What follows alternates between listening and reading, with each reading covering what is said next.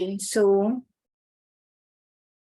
I'm going to present good morning, everyone.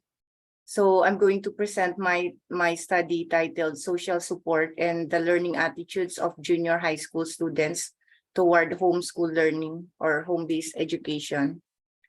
Now, what drove me to conduct this study?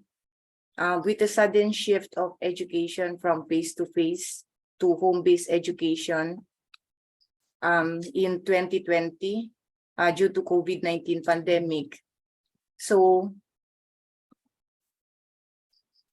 the fear of having that learning gap and creating emotional anxiety among students were considered due to the sudden shift of face-to-face class to home-based education.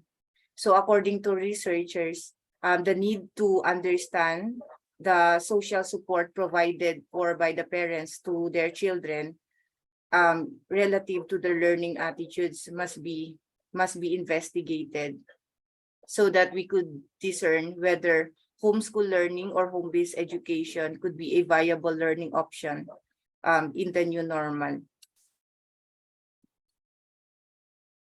So let me first define what social support is and what students' attitude is.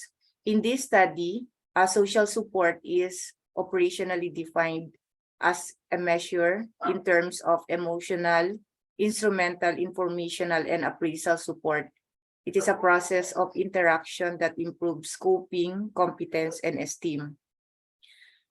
For the student's attitude, it is a tendency that is being attributed to students that creates ideas, feelings, and behaviors about a psychological object in an orderly manner.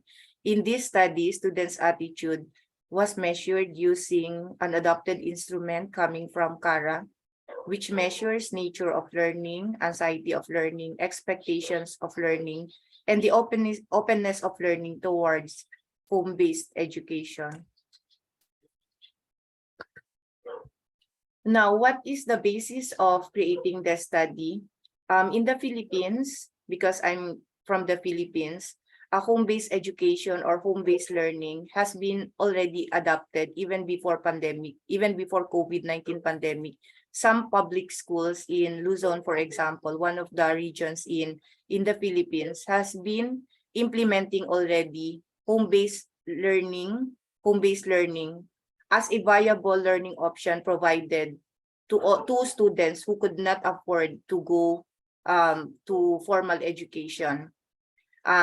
This can be due to the early labor or due to sickness that they cannot go to schools every day. So some schools have been implementing already home-based learning.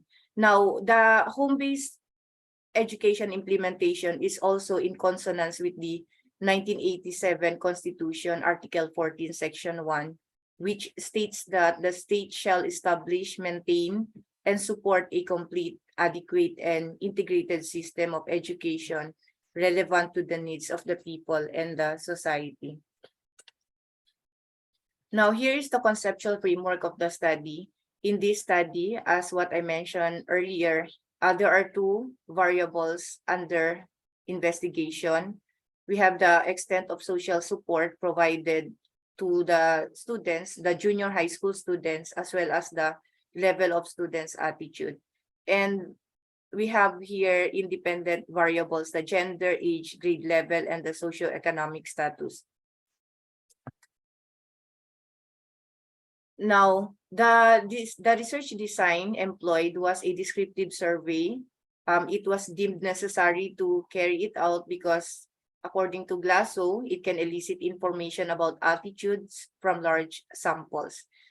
So, the study was conducted across 42 public secondary schools with a total population of 75,542.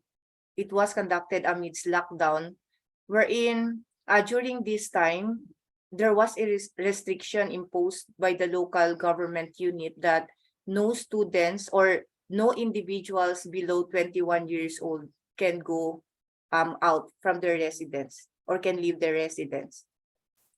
So that's why in this study, a stratified sampling rather was used. It was used because the population considered in the study was known and has diverse subgroups which are all needed to be included in the study.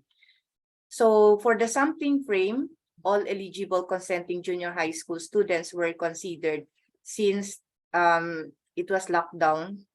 So in designing the sampling frame first, the consent of the parents were considered, and after getting their consent for their children, and that's where the sampling frame started. So from this sampling frame, we pulled samples. So the samples were done across age and the samples were done across grade level and gender. But for age and socioeconomic status, since there were no data available that time, so a post-stratification technique was employed. Because according to the literature, when you take samples after data collection, you can apply the post-stratification technique. Now, since it was locked down, since the data collection was conducted amidst lockdown rather, so the data collection was done in 2 ways, offline and online. So in the literature cited by Dillman, Smith, and Christian, using a combination of methods of survey administration can help ensure better sample coverage by providing all individual an equal chance of inclusion in the sample, therefore can reduce coverage error. Now, why two modes of data collection? It's because other schools, especially other students who have been residing in a remote area could not be accessed through online. So we need to go there to their place so as to gather data. However, in some schools, because they fear the threat of COVID-19, the parents requested to have the data collection be done online, and just to ensure no duplicates in the responses, so we set settings in the Google form survey. So just to ensure no duplication or no duplicates coming from the responses of the respondents. Now, this was how the data collection was done. First, the researcher contacted the curricular chair or advisor and gave out the questionnaires to that. And from there, the curricular chair or advisor would contact the parents, especially if the questionnaire needed to be handed out, using the printed copy. And for the online, so the curricular chair or advisor would contact the parents so as to send the Google link. But all of these samples or the respondents included in the study were based from the samples obtained, from the random sampling mentioned earlier. Now, for the instruments, the level of attitude, that this is an adopted questionnaire coming from CARA. It measures the 4 constructs: nature of learning, anxiety, expectation, and openness. So the initial reliability coefficient was 0.77. But however, it was further pilot tested in order to ensure its appropriateness to be used for the target respondents. So the pilot testing was done among students with similar characteristics to the target respondents. So after conducting the pilot test, so a reliability coefficient was obtained. So we have a result of 0.832 Cronbach's alpha. Now, for the social support, which measures the 4 constructs also, emotional, instrumental, informational appraisal, it was adopted from PAPAS 2014. So a substantial inter-rater agreement was indicated 0.80. And then after pilot testing, because this questionnaire has two parts for the parents and for the teachers, so a 0.960 reliability coefficient was obtained for the parents questionnaire and 0.958 for the teachers part of the questionnaire. Now, these were the statement of the problems posited in the study. We have number one, what is the extent of social support received by high school students when the variable is measured in terms of emotional, instrumental, informational, and appraisal support? So here is the result. So as we can see, the emotional support obtains the highest mean score, which is interpreted as very high. And the next for instrumental, informational, and appraisal support received by students were high. Okay, so according to Papas also, emotional support is the most frequently and highly reported social support received by students, while informational support is the most reported social support received by high school students from teachers and school sources than parents. Now for number two, a question, what is the level of attitude of high school students toward home-based education when the variable is measured in terms of nature of learning, anxiety of learning, expectations, as well as the openness to learning? So based on the result, the nature of learning and anxiety of learning of students were computed with moderate interpretation, but for expectations of learning and openness to learning, it was high. Now, these results are affirmed by Sen 2013 that anxiety for learning of students in the study is at a medium or moderate level. Now, for number three, we want to test the association or correlation of these two variables. Is there a significant relationship between the extent of social support and the level of attitude of high school students toward home-based education? So there was a hypothesis being tested stating that there is no significant relationship between the extent of social support and the level of attitude of high school students toward home-based education. So based on the result, for the parent support, teacher support, it was moderate. Correlation is moderate, and p-value is 0.0, indicating a significant difference between these two variables.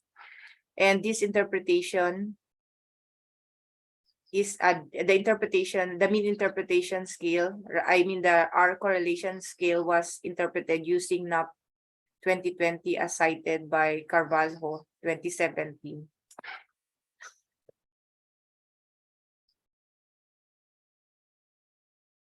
Okay, so this finding affirms the social cognitive theory, which states that learning is affected by cognitive, behavioral, and environmental factors such as social support. It's also supported by Mata, Monteiro, and Pixoto, who concluded that students' attitudes are deeply related to the social support they receive. Also, Tasgin and Koskun stated that there is a moderately positive relationship between attitude towards learning and their academic motivations. And last but not the least, Bopa and Ento stated that social support from teachers has stronger effects on learning engagement and the overall attitude of students as compared to the support received from parents. Now, as we can see, when we compare the R value obtained for the parent support and teacher support, teacher support R value is quite higher than the parent support obtained for the social support and attitude towards home-based education. Now, for the conclusion, social support, which is described technically as a network of tangible and intangible resources that an individual such as a student perceives to have received, theoretically comes in four different forms in this study to include emotional, instrumental, informational, and appraisal support. So in terms of the provision of social support, teachers provided the most informational support in the form of knowledge and appraisal support in the form of recognition and praises to students' work and achievements. For the students' attitude, measured in terms of the 4 dimensions, was considered to be an important factor on the students' levels of goal setting, beliefs toward learning, social adjustment, academic self-efficacy, and academic efforts for learning, problem-solving skills, as well as internal and external motivations. And social support in terms of emotional, instrumental, informational, and appraisal support plays a significant role in the academic well-being of high school students, as it is found to be significantly associated with students' attitude, as well as found to be moderately positive predictor of high school students' attitude towards home-based education. So as for the recommendation, since here in the Philippines, the adoption of home-based education is not that widespread yet. It was just adopted in the entire country during the outbreak of COVID-19. So this research study recommended to the policymakers in the national level to use these findings as a basis for reviewing the existing policy on the K-12 basic education program, which included in the term flexible learning options, which are included as an alternative delivery modes on HBE. So since this study resulted to show that HBE, based on the students' perceived attitude towards home-based education, which is moderate and positive, meaning they have a positive regard on the implementation of home-based education here in the Philippines. So this study is recommending as well that HBE may be adopted as a viable learning option among students, especially those who cannot afford to go schooling on a daily basis. Next, educational sectors in the regional and division level may also utilize the results obtained from this study as basis in the development or enhancement of different social support programs to include the provision of more favorable opportunities for students in the higher grade levels and those who are underprivileged. And for the school administrators or principals, they can use these findings derived from this study as a research-based reference that they may incorporate in their school improvement plan by including the development or enhancement of programs that address underlying academic, behavioral, and mental health problems that affect students' attitude in school, especially with the implementation of home-based learning. Because actually, even now, home-based learning has still been used in other schools in which face-to-face is not yet, has not been, has not transitioned yet into its regular learning setup. Okay, so